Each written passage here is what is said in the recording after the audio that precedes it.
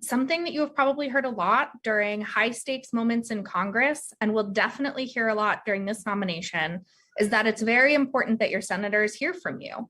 I'm here to tell you that is not just lip service. It really, truly is crucial that you reach out to your senators early and often to tell them that you support Judge Jackson.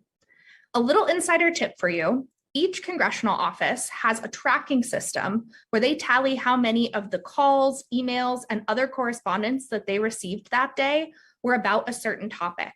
For example, right now, most offices probably have a category for supports Judge Ketanji Brown Jackson and for does not support Judge Ketanji Brown Jackson.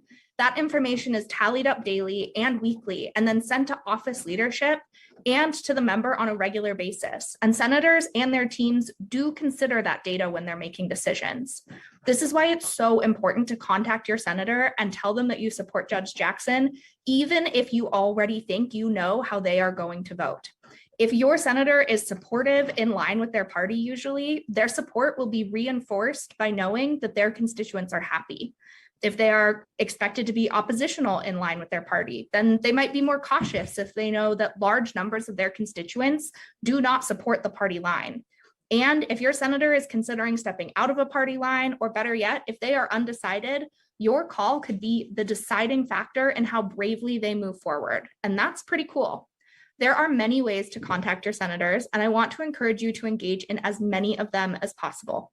The first way is by calling. You can do this by dialing the Capitol switchboard at 202-224-3121 and telling the switchboard operator who your senator is. Or you can find a direct number for your senator's DC and state offices on their website. A favorite pro tip: my mom actually keeps her senator's office numbers saved in the favorites on her phone contacts. So anytime she's watching the news and she sees something she likes or is upset by, she can just make a call with one click.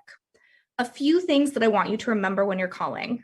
One, even if you are expressing disagreement, please do so respectfully. Usually the phones are staffed by unpaid interns or underpaid staff assistants.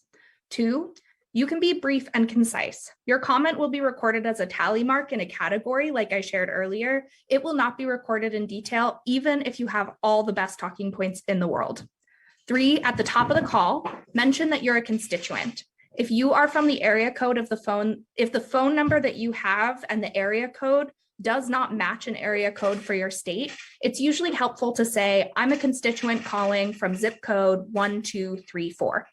And four, keep it short, sweet, direct, and to the point. An example of what I might say if I were making a call to my senator — I live in DC, but I'm from Colorado — is, hi, my name is Jess, and I'm a constituent from zip code 80526. I'm calling to urge Senator Hickenlooper to vote in favor of Judge Ketanji Brown Jackson's nomination.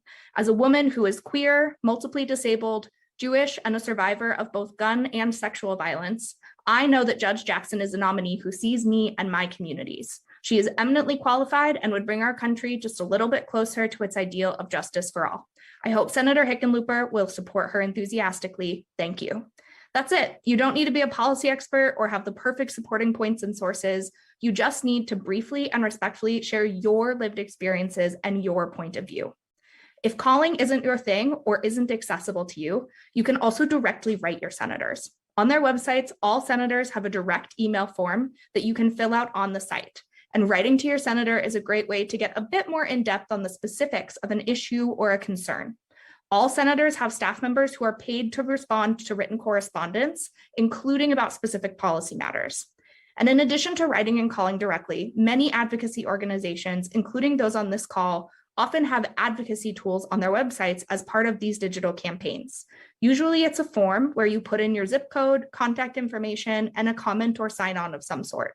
For example, right now, if you go to the Leadership Conference's website at civilrights.org/action-center, there are multiple issue campaigns where you can write your representatives with just one click.